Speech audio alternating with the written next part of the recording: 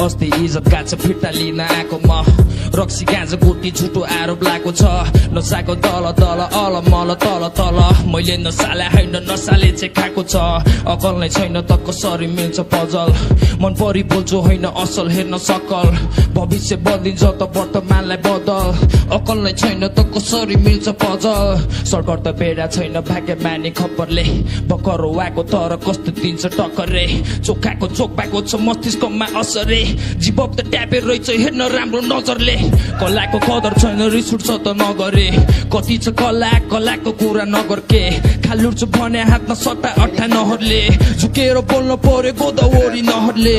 बोली अर्कै खेल सके अब गाह्रो छ नि पहिले नै बाटो पनि रटेर हो आएको मनी बिचबाट बाटो छ नि छैन भने बाटो खनी तेरो र जितको बिचमा बसिरहेको छु गाह्रो पनि जोगाको लकले भन्छ सबले तर होइन नि ब्रेकफास्टमा हामी जस्तो ठगहरू छैन नि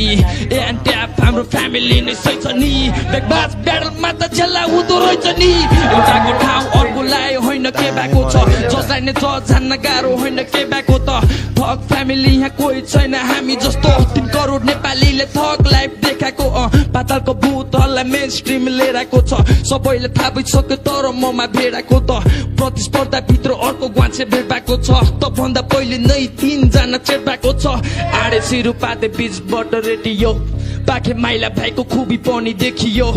आपे आएको बुमको टाउको माथि टेकियो नसुन्न ऱ्यापरको नमुना यहाँ भेटियो फोबर छ स्वान खेल्ने खुबी छ म रेडी हो शब्दको तीर यसको मुटुबाट छेडियो बाटो छोड्न खै फाइनलको ढोका छेकियो सडौटो एन्टिया इतिहासले लेखियो चिनी नस्ती मैले पारा देखाउ